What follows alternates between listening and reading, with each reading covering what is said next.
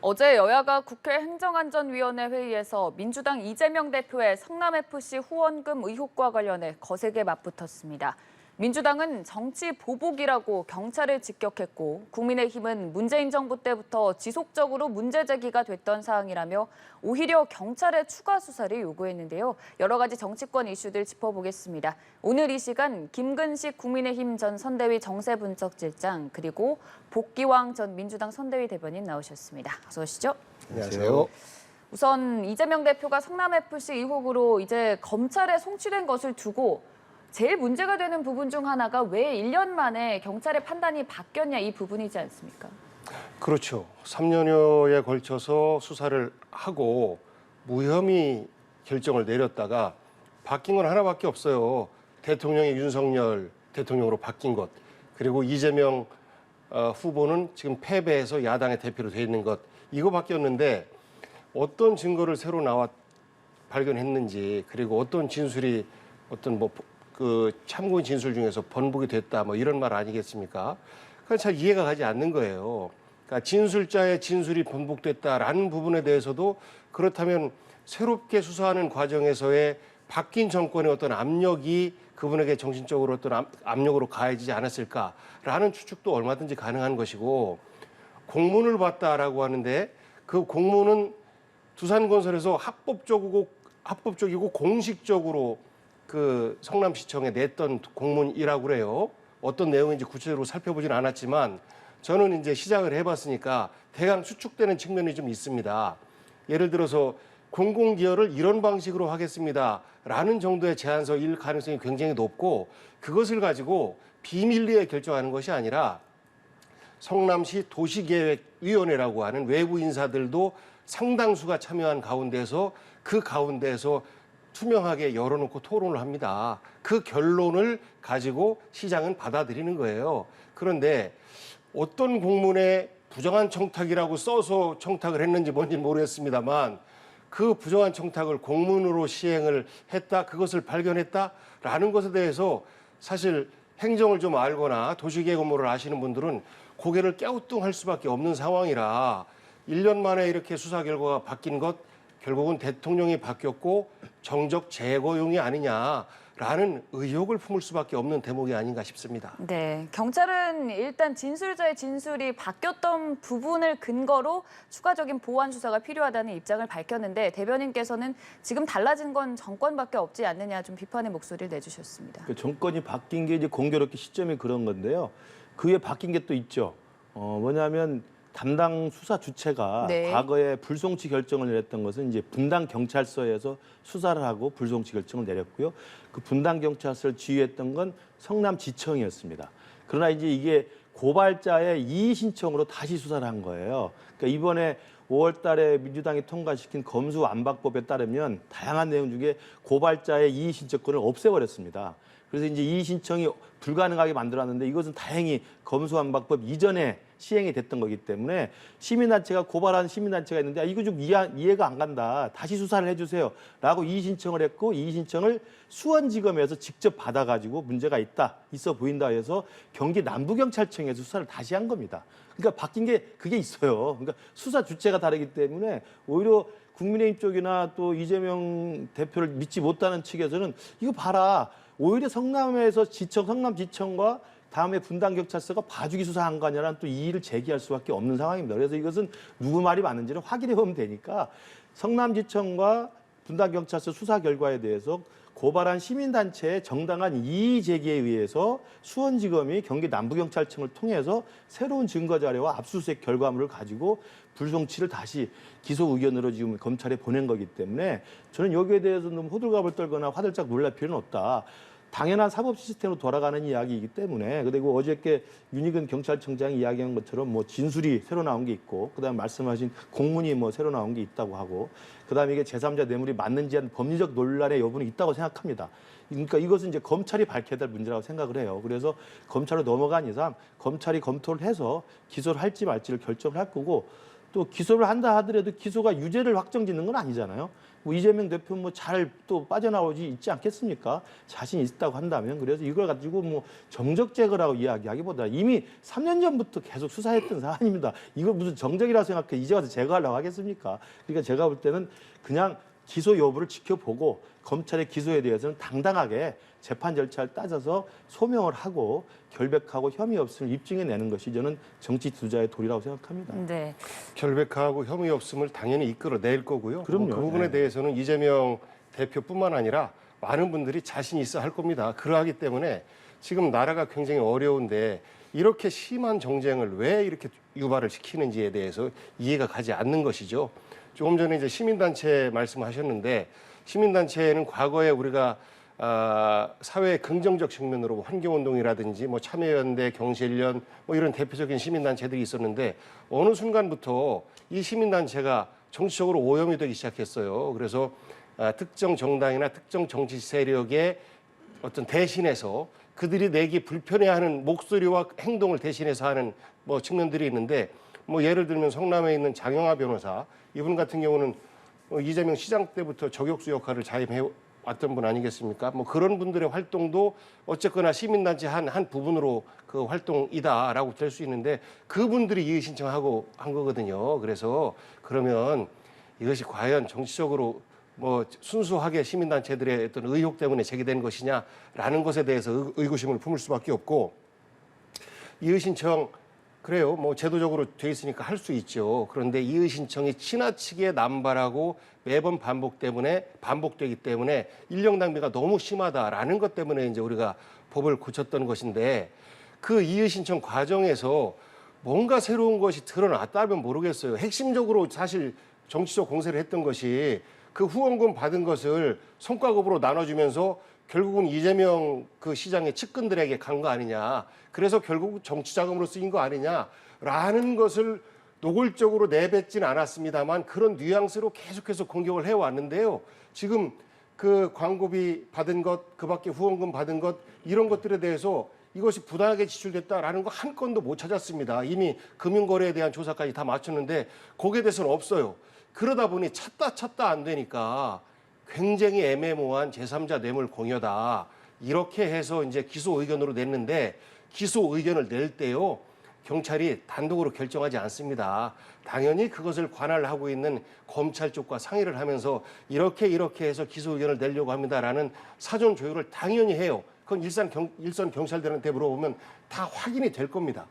그렇게 해서 조율된 상태 속에서 기소 의견 송치가 된 것 아니냐라는 판단을 내릴 수밖에 없는 것이고 그 뭐 많은 분들이 말씀하십니다만 그 지역으로 기업체 유치라든지 무슨 뭐 어떤 뭐 시설 유치라든지 이러기 위해서 많은 혜택을 줍니다. 뭐 토지 용도 변경뿐만 아니라 우리가 도로 뚫어 줄게요. 옆에다가 공원 만들어 줄게요. 물 끌어다 드릴게요. 이런 거 다 해요. 그러면 그로 인한 사회적 기여를 또 기업들이 합니다. 당연히 그냥 받지는 않아요. 그렇기 때문에 그런 것들을 다 이렇게 제3자 뇌물 공여다라고 하면 지금 살아남을 수 있는 지자체 아무도 없습니다. 그리고 더더군다나 성남FC는 법인화돼 있지만 실질적으로 구단주가 시장인 것은 성남 시민들이 구단주인 거예요. 왜냐하면 성남시의 세금으로 운영되는 것이니까 성남 시민에게 뇌물 공여를 했다는 겁니다.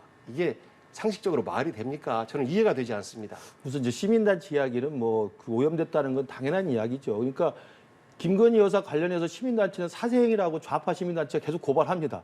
또 이재명 후보 관련돼서 의혹이 나오면 법세련이라고 또 우파 시민단체 고발하는 거예요. 그러니까 시민단체가 고발되는데 오염이 됐다고 그래서 마치 지금 성남FC 관련된 시민단체가 문제가 있다라고 단정짓는 건 형평성에 맞지 않고요. 그건 시민단체 고발은 그들 스스로가 알아서 정치적 판단에 따라서 문제가 있다고 생각하면 하는 것이고 경찰과 검찰이 냉정하고 균형감 있게 보는 것이니까요. 시민단체 고발 자체를 문제 삼으면 좀 문제가 있다고 보고요. 그리고 또 하나는 물론 이제 그 장영하 변호사 말씀을 하셨는데 장영하 변호사가 실제로 성남FC를 고발했는지 잘 모르겠습니다만은 예를 든 겁니다. 그러니까 장영하 변호사 그래서 예. 지금 어떻게 됐습니까? 명예훼손으로 지금 구속기기에 처해 있습니다. 그러니까 말도 안 되는 걸 시민단체를 또 이름을 빙자해서 하면 당연히 또 그 사람이 처벌받게 돼 있어요. 그러니까 그런 걸 가지고 한두 건의 그런 구체적 사례는 당연히 검찰이나 경찰이 말도 이 사람은 분명히 거짓말이 확실하다. 거짓말로 사람들에 대해서 자꾸 고발을 남발하면 처벌을 받게 돼 있기 때문에 장영하 변호사가 대표적인 그런 인물 중에 하나로 알고 있기 때문에 지금 이 성남FC 의혹과 관련해서 시민단체 고발을 한 시민단체 이의제기권을 장영하 변호사로 등치시키는 건 굉장히 적절치 못한 비유라고 생각이 들고요. 또 하나 말씀드리면 성남FC가 당연히 구단주가 시장이긴 하지만 성남시의 이제 소유가 돼 있기 때문에 기부를 할 수 있어요. 그래서 네이버도 기부를 하고 많은 기업이 기부를 했는데 여기에 이제 처음 의혹을 제기한 것은 뭐 많은 이야기가 나옵니다만 제가 구체적으로 그 이야기 할 필요 없습니다만 두산이 헐값에 매각했던 병원 용지로 했던 것을 십수년간 안개고 뭉개고 있다가 어느 날 갑자기 이게 용도 변경이 되고 또 용적률도 수백 배가 올라가면서 엄청난 다른 용도로 변경이 돼가지고 수천억의 차익을 봤다는 거 아니겠습니까? 그리고 오늘 이제 같은 민주당의 조응천 의원도 설명을 했는데 검사 출신입니다만은 그걸 용도 변경해 줄 수 있다고 생각합니다. 또 우리 복귀양 대변인 시장을 하셨으니까 용도 변경을 해주는데 투명한 절차와 법규를 따라서 한다면 뭐 문제가 안 되겠죠. 그래 조봉채 의원이 오늘 지적한 게 뭐냐면 용도 변경할 때 대부분 기부 채납을 받잖아요. 왜냐하면 공익에 따라서 용도 변경을 해줬으니까 기부 채납을 받는데 이번에 두산이 병원 용지했던 것을 업무 용지로 용도 변경해주면서 기부 채납 받았던 것을 15%에서 10%로 낮춰주는데 그 5%의 차익을 현물이 아니라 현금으로 받았다는 거예요. 이걸 경찰이 인지했을 거라고 이야기를 하면서 이것은 불법 사항이라고 지금 같은 당인 조응천 의원이 지적을 하고 있습니다. 그래서 구체적인 내용은 잘 모르겠어요. 그러나 어쨌든 말씀하신 것처럼 처음에 3년 동안 분당경찰서가 했다가 무혐의했다가 다시 시민단체의 이의제기에 의해서 수원지검이 경기 남부경찰청에 의해서 새로운 자료와 새로운 근거가 나오면서 제3자 뇌물이라고 하는 전혀 다른 새로운 불법 혐의를 좀 확인해가지고 기소 의견을 냈기 때문에 지켜보시면 저는 국민들이 납득할 만하게 이게 또 문제가 있으면 문제가 있는 대로 문제가 없으면 없는 대로 저는 그걸 당연한 사법 시스템에 대한 존중을 이야기해야지 이재명 대표에 대한 모든 이야기에 대한 사법적인 처벌에 대해서는 다 이게 야당 탄압이다 정적 제거라고 하면 이 검찰 경찰이 무슨 일을 하겠습니까? 조금만 저 말씀드리면요. 현금으로 기부할 수 없는 뭐 없다라는 것이 아니고 법적 근거가 없었죠. 예, 법규가 이렇게 돼 있지 그래서 않았대요. 토지로 혹은 뭐 대부분 다른 토지로 하죠. 형태로 해서 그 기부를 하게 돼 있고 필수 불가결한 시설들 도로라든지 뭐 공원이라든지 이런 것들에 대해서는 뭐 현금으로 못 하게 돼 있어요. 반드시 조성하게 돼 있는데 그것이 지나치게 잘못된 법이다. 규제를 억제고 있다라고 해서 2016년도에 그 법이 바뀌었습니다. 현금도 가능하게끔. 그래서 제가 추측컨대 추측입니다. 두산에서 그 용도를 가지고 일정 정도 면적으로 활용을 해야 되는데 15%를 토지를 내놨을 경우에는 본인들이 사용하는 데 있어서의 약간의 어떤 부족함 이런 것들이 있기 때문에 10% 정도는 토지로 내놓고 그 나머지 5% 정도가 당시 토지가에서 그 상승된, 그러니까 용도가 변경되어서 감정평가를 하면 대략 어느 정도의 그 지가가 상승할 것이다라는 것에 대한 5% 정도의 차액을 어떤 형태로 법에 저촉되지 않게 공공기여를 할 것이냐라는 아이디어를 찾으면서 그러면 어차피 성남FC를 운영하는 데 있어서 세금이 들어가니까 이쪽으로 우리가 광고비 형태로 지출을 하면 법적으로도 아무 문제 없고 공공기여 문제도 해결되는 것 아니겠느냐라는 어떤 지혜를 찾아냈지 않았나 싶어요. 그 두산건설 쪽에서. 그래서 그 안을 갖고 공문으로 이제 낸 거죠, 시청에. 그런데 제가 볼 때는 아마도 추측컨대 그 공문 같은데 뭔가 새로운 것을 굉장히 비밀스럽게 부당청탁한 것처럼 그런 공문을 찾았다라고 그것을 근거다라고 하는데 정말로 업무를 아는 사람 입장에서 볼 때는 어이없는 일이다라고 생각하고요. 그다음에 두산건설 문제, 두산건설이 거기에다가 약속했던 바를 제대로 시행하지 않고 그 지가 상승에 대한 이익을 가져갔다라고 하는 것은 그 기업의 부도덕함인 거죠. 지역을 있다 보면 기업 유치 공장 짓겠다라고 하면서 이러저런 혜택을 받고 곧바로 그것을 팔고 도망가는 이런 어떤 부도덕한 형태들도 있거든요. 그런데 그것마저도 모두가 당시에 시장이었던 사람의 책임이다라고 하는 것은 너무 과하다라는 말씀이시고 건건이 방어한다라고 하시는데 건건이 방어할 수밖에 없는 것이 선거법 공소시효 때문에 빨리 조사한다. 추석 직전인데 교묘하게도 날이. 그게 선거법에 저촉된 거는 7만 8천 원이었어요. 7만 8천 원을 가지고 기소한다? 글쎄요. 일반 시도의원 선거에서도 굉장히 드문 경우입니다. 선관위 직접 고발이 없이 이렇게 기소한다라고 하는 것은 저는 뭐 아마 사례를 찾아보기 어려운 것 아닌가라는 생각이 들고, 그다음에 백현동 같은 경우에도 백현동의 어떤 전체 그 사건의 핵심 부분은 뭐 지금도 진행되고 있습니다만 그것은 차치하고, 거기에서 나온 선거법의 허위 발언, 그 사람을 김문기 씨를 처음에는 기억하지 못한다라고 하는 것, 이거 주관적 판단에 의한 것을 이것도 기소를 했다. 이것에 대해서도 정말 어이없다라고 이야기하는 법조인들이 많은 거 아니겠습니까? 똑같이 이번에 제3자 뇌물 공여도 찾다 안 되니까 그런 우회 통로까지 찾아서 결국은 윤석열 정부 내내 이재명 그 대표에 대해서 사법의 울타리 내에서 늪에서 못 벗어나게 하기 위해서 작은 건수까지도 계속해서 이렇게 하는 것 아닌가라고 생각할 수밖에 없게끔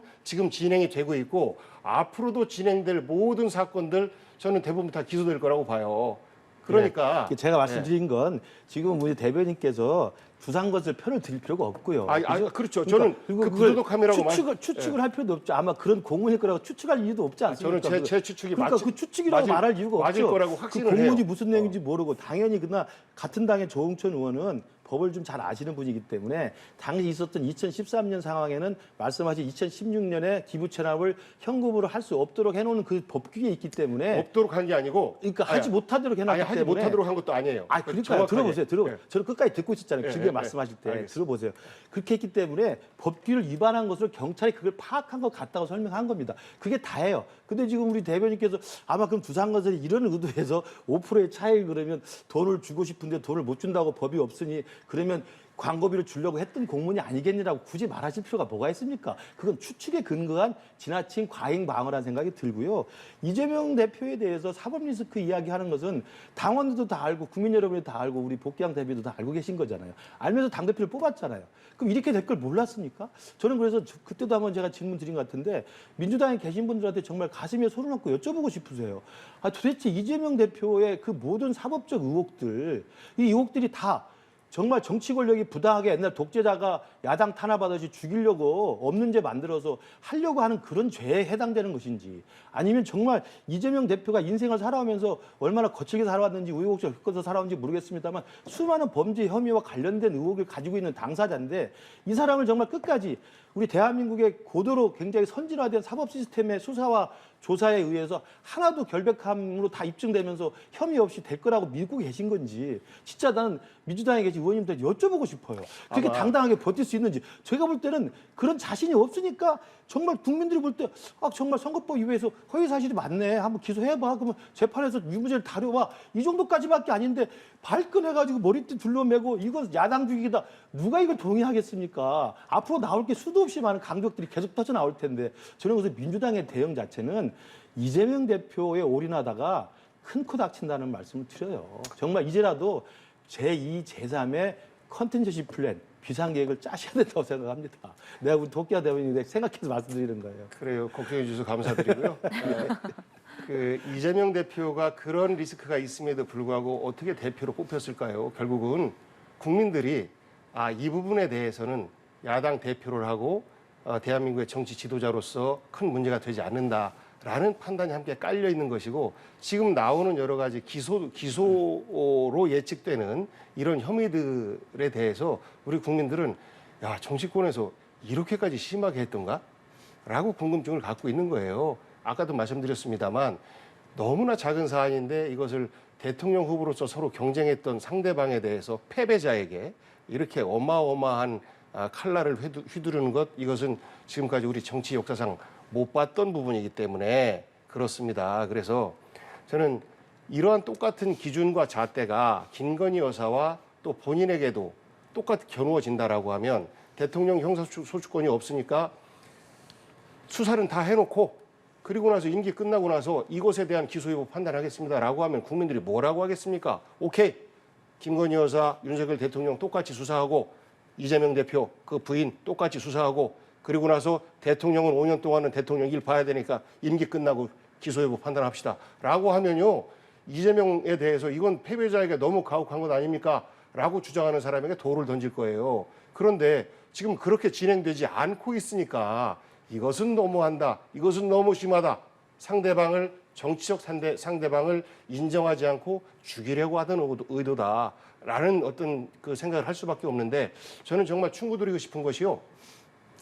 이재명 대표가 설령 이런 사안으로 인해서 정치를 더 이상 못한다 할지라도 이재명 대표로 상징될 수 있는 버금가는 또 다른 정치 지도자, 야당 지도자가 계속해서 나올 겁니다. 그렇기 때문에 지금 이렇게 야당 대표를 향해서 매섭게 향하고 있는 검찰의 사정 칼날, 이것이 과연 우리 국민과 또 우리 국익에 얼마만큼 부합되는지에 대해서 한번 생각해 보시라라고 윤석열 대통령께 충고드리고 싶어요. 예, 맞는 말씀이시고요. 야당 지도자 다른 분 나오면 너무 좋고요. 저는 나올 수 있다고 봅니다. 민주당이 없어질 정당은 아니죠. 그러니까 이재명 대표의 스스로의 사법적 리스크를 본인이 알아서 판단하면 되고 본인이 헤쳐나가면 되는데 민주당이 똘똘 뭉쳐서 같이 해서 그 나중에 부작용과 후유증을 어떻게 할 것인지 걱정돼서 드리는 말씀이고요.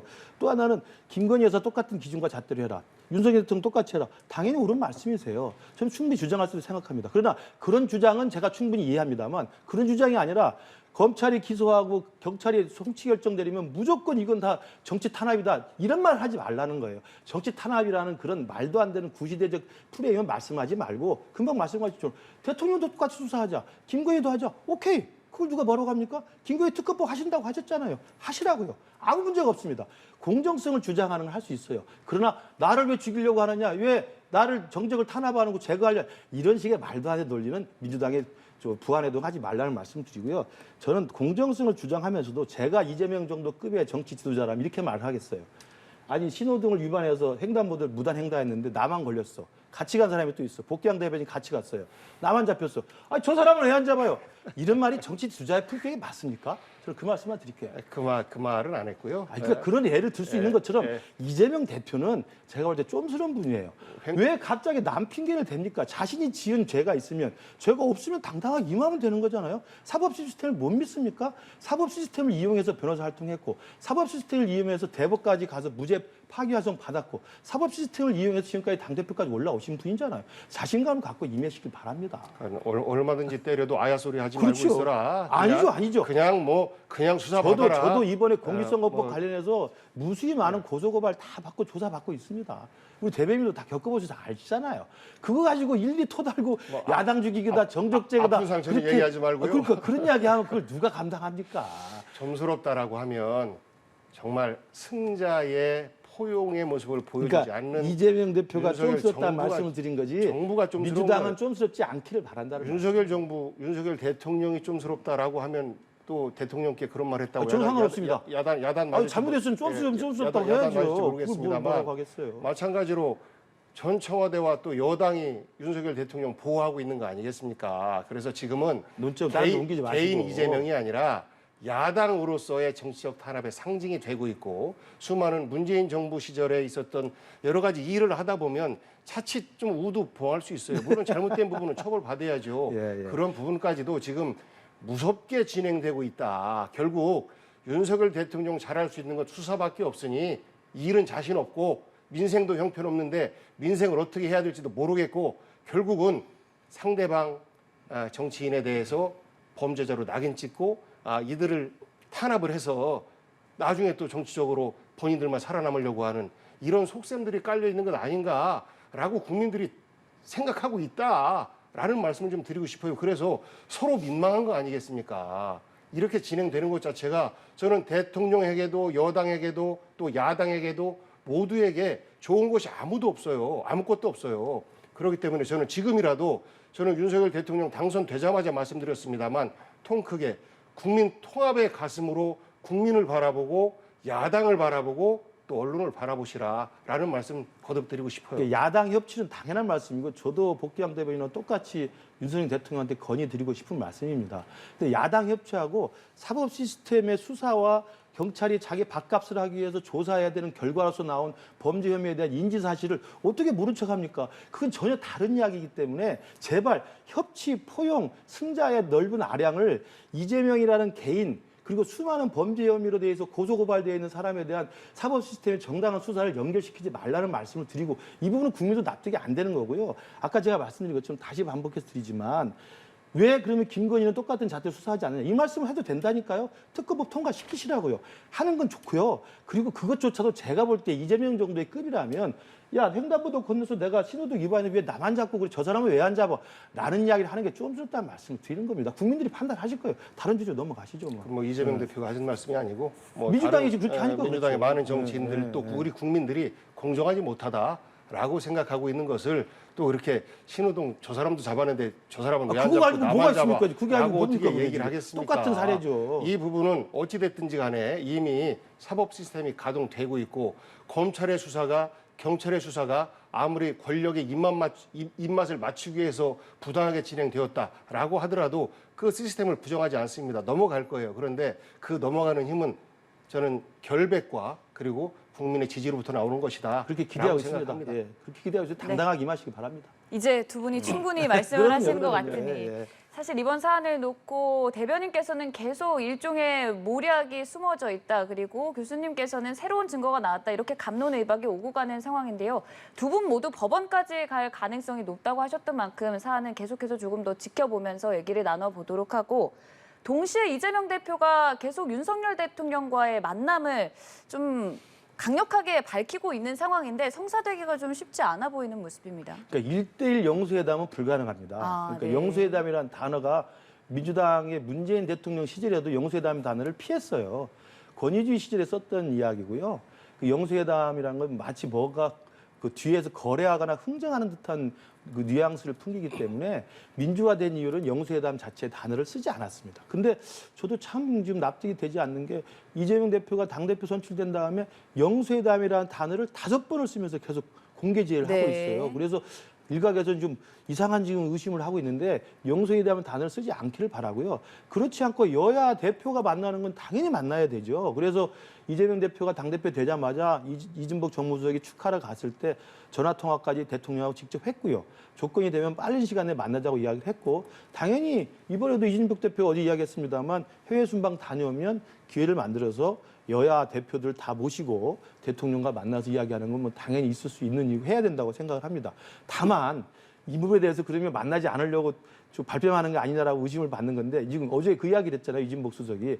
우리 국민의힘도 지금 엉망이다. 당대표가 누군지 모르는 상황이지 않습니까? 잘 아시다시피. 이준석 당대표가 따로 있죠. 비상대책위원장이 따로 있죠. 28일 날 또 가처분 심리 받아야 되죠. 원내대표는 지금 또 새로 선출해야 되죠. 이런 상황이란 말이에요. 정의당은 말할 것도 정의당은 뺀다 하더라도. 그런 상황이니까 이게 좀 정리된 다음에 가급적 빠른 시일 내에 이재명 대표가 새로 선출됐기 때문에 여야 대표들 다 모시고 대통령이 어느 순간에 어느 때라도 어느 장소에서라도 허심탄회하게 국정 모두에 대해서 현안에 이야기하는 건 당연하다고 생각합니다. 이 부분에 대해서는 좀 오해가 없으시길 바라요. 네, 1대1은 좀 어렵다는 말씀이신데요. 우리 실장님께서 말씀하시는 거는 다 믿고 싶은데요. 네. 그 이제 당사자가 윤석열 대통령과 청와대이기 때문에 그들의 말을 믿기가 굉장히 어렵습니다. 이건 안 하겠다는 말이잖아요. 과거에 1대1 뭐 영수회담이라는 표현이 과거의 표현이긴 합니다만 그거만큼 국민들에게 쏙 들어오는 표현이 없기 때문에 아마 이런 그 표현을 썼던 것 같은데 홍준표 대표와 문재인 대표 1대1로 만났고요. 황교안 대표와 문재인 대통령 1대1로 만났어요. 그런데 1대1이라고 하는 것은 둘이서 뭐 어디 모처에 가서 둘이만 만나는 것이 아니고 당연히 거기에 배석되는 사람들이 있습니다. 이것을 가지고 1대1로 얘기를 하는 것이고 거기에서 두 분이서 한 1분이라도 차를 나누고 대화를 나눴다 그러면 이게 다 나갑니다. 왜냐하면 정치인들이 오기 때문에. 그래서 1분 동안 무슨 얘기를 나눴을까? 그런데 그것도 둘이 다른데 모처에 숨어서 하는 것이 아니고 사람들 있는 데서 서로 이야기하는 겁니다. 보통 안부 이야기가 많고요. 그래서 문재인 대통령 때는 일당도 아닌 야당 대표에 대해서 만나줬어요. 그 요구를. 그리고 황교안 대표 여러 당과 만나는 거 절대 거부해서 한 번도 안 왔습니다. 그런데 그때는 지금은 달라요. 압도적 거대 야당이란 말입니다. 그러면 나라를 이끌어 가려면 저는 만나야죠. 기분 나쁘더라도 만나기 싫더라도 만나야죠.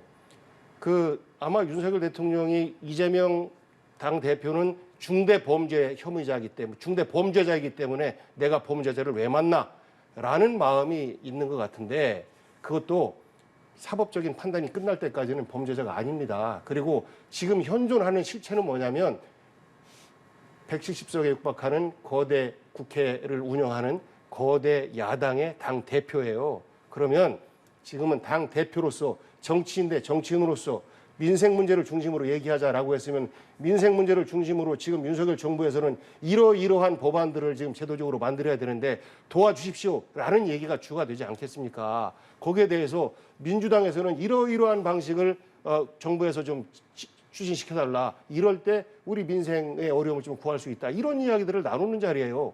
여기에서 뉘앙스를 풍기는 것이 나 좀 봐주세요라는 이야기를 이재명 대표가 할 거 아니냐. 그러면 곤란하게 될 거 아니냐. 봐주세요 이야기를 할 리도 없고 봐달라고 해서 봐줄 윤석열 대통령도 아닌 거 잘 압니다. 그래서 국민을 걱정하고 정치를 걱정하는 이런 제안에 대해서 그렇게 그 편말을 하거나 그리고 여러 사람 같이 만나자라는 것에 대해서 황교안 대표도 한 번 안 만난 소수당임에도 불구하고 안 만났는데 지금 거대 당 대표가 여러 사람과 어울려서 한번 인사하자라는 것에 대해서 저는 과연 응할까라고 생각합니다. 그래서 이러저러한 거 깔지 말고 정말 순수하게 정치는 상대방에 대한 존중과 예의, 배려 아니겠습니까?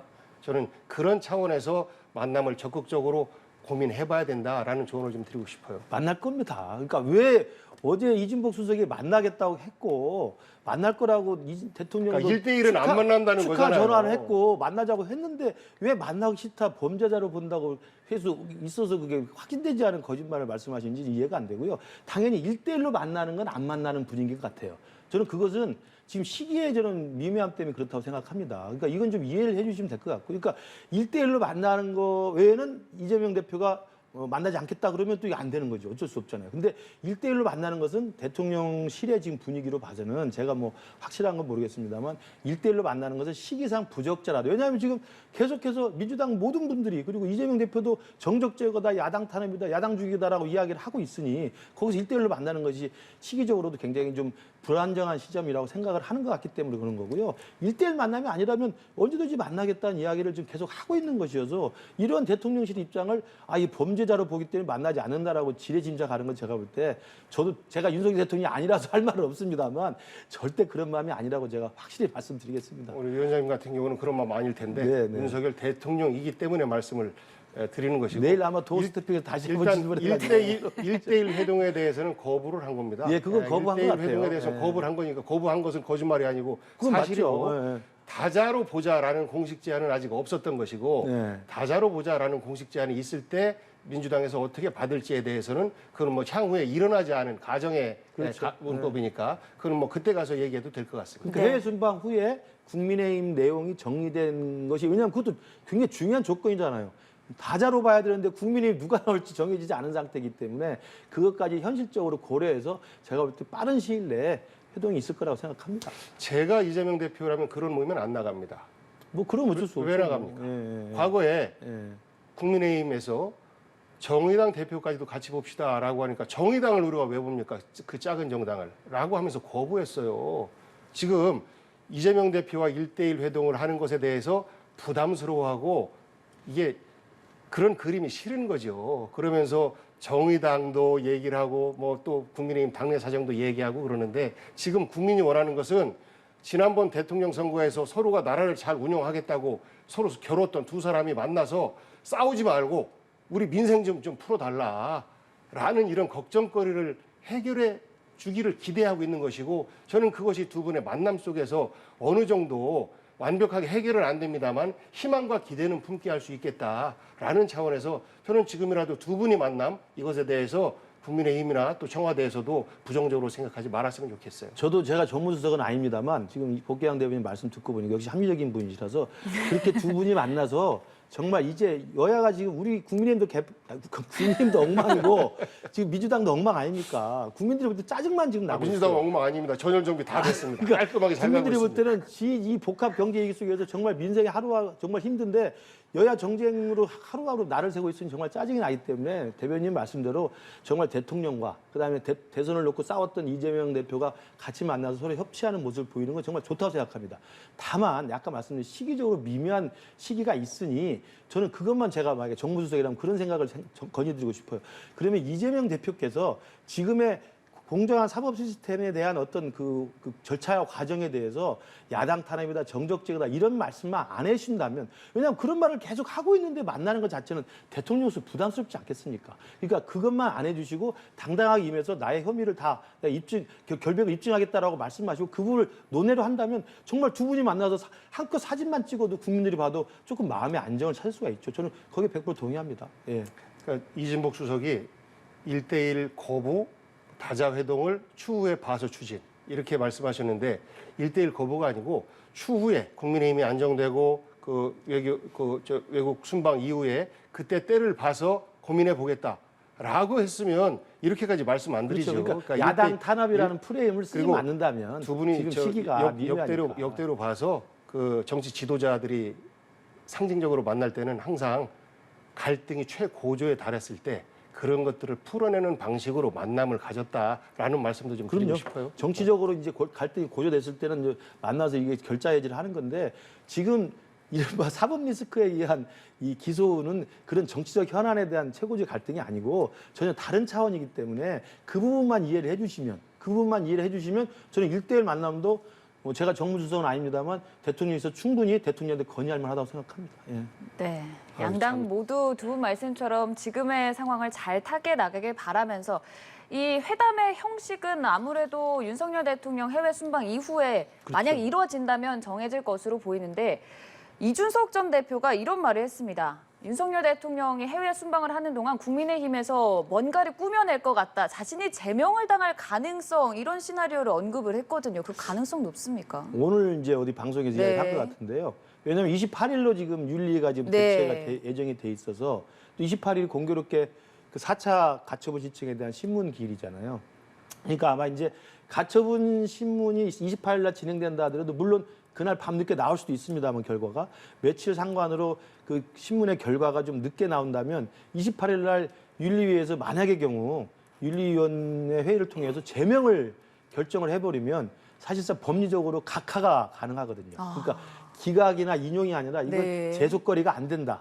그러니까 그 당사자 자격이 없다는 걸로 각하가 가능하다는 그런 해석이 가능해요. 그렇기 때문에 아마 이제 이준석 대표 입장에서는 다양한 시나리오를 생각해 볼 때 그리고 어제 이제 공교롭게 또 전주의 비대위원이 법정에 나가서 이 당사자 자격을 논의를 했다는 거 아니겠습니까? 이제 그걸 들으니까 아마 이준석 대표는 머리가 좋은 사람이니까 윤리를 그런 당장에 열든지 아니 28일 열든지 가처분 신청에 대한 법원의 판결 나오기 전에 이준석 대표에 대한 제명 절차를 강행함으로써 가처분 신청 자격에 대한 애초에 원천봉쇄를 하려는 게 아닌가 이런 아마 시나리오를 말씀을 하는 것 같은데 저도 국민의힘 소속입니다만 국민의힘이 아무리 국민의 눈을 우습게 한다고 하더라도 그렇게까지 할 수는 저는 없다고 생각합니다. 그렇게까지 해서도 안 되고요. 그렇게까지 해서 무슨 득이 있겠습니까? 네, 아예 그냥 제명을 통해서 가처분 자체가 인용되지 못하도록 하는 가능성은 없다라고 하셨는데 같은 생각이신지요?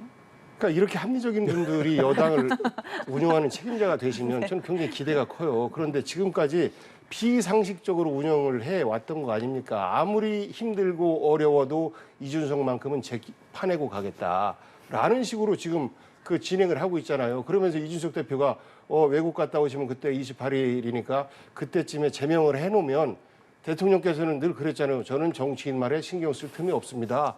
라고 했는데 저 외국 갔다 와서 아무것도 모릅니다. 라고 본인은 아무 책임이 없는 것처럼 얘기하지 않겠느냐라는 것을 연상시키는 말을 한 거예요. 그런데 뭐 이준석 대표부터 시작해서 국민들이 지금 현재 진행되는 국민의힘 내용이 윤석열 대통령의 생각 속에서 윤석열 대통령을 중심으로 진행되는 것이다라고 대부분 그렇게 알고 있어요. 윤석열 대통령께서 좀 억울하실지라도 그렇게 알고 있어요. 그것이 문제의 핵심이라고 보고 그러하기 때문에 지금까지 이런 무리수를 뒀는데 이준석 대표를 당내에서 다음번 당대표에 출마할 수 있도록 이런 여지를 남겨둘까? 저는 아니라고 생각합니다. 네, 오는 28일 이준석 전 대표가 낸 가처분 신청 신문 그리고 또 윤리위에서 이 안건에 대한 여러 부분에 있어서 회의가 이루어질 예정인데 그 이전이죠. 19일에 새롭게 또 원내대표를 선출하지 않습니까? 국민의힘에서. 여러 인물들이 뭐 나오곤 있지만 합의에 추대하는 것은 불발된 것 같고 네. 결국 경선으로 이뤄질 것 같습니다. 예, 그러니까 주호영 전 원내대표를 다시 추대하자는 움직임이 있었습니다만 네. 오늘 이용호 의원이 이제 공식적으로 출마선을 했기 때문에 경선은 불가피해 보입니다. 네. 그래서 19일 예정이 돼 있는데요. 아마 어제 정진석 비대위에서 원내대표 선거 절차에 대해서 의결을 했기 때문에 19일 날로 선출을 해야 될 것으로 보입니다. 그러나 이제 일각에서 오늘 보니까 윤상현 의원이 가처분 신청에 대한 결과를 보고 나서 하자고 새로운 네. 의견을 내는데 저도 개인적으로는 그 의견이 합리적이라고 생각합니다. 아, 네. 뭐 마지막으로 시간 잠깐 끌려고 짧게. 하는 것 같은데 그 윤핵관과 함께 할 수 있는 후보들은 정리가 될 겁니다. 지금은 자천타천으로 이제 정치인 자기 이제 몸집 불리기 차원에서 뭐 이름이 거명되고 하는 것인데 윤핵관 쪽에서 한 명으로 후보가 결정되면 그 원내대표 선거는 하나만한 선거다. 요식행위에 불과하다라는 생각을 하는데 그럼에도 불구하고 추대가 아니라 민주적 절차를 존중하고 지키고 과정을 거치는 그 속에서 대표가 선출되기를 희망합니다. 네, 알겠습니다. 지금까지 복귀왕 전 대변인 김근식 전 선대위 정세분석실장과 함께했습니다. 고맙습니다. 네, 고맙습니다.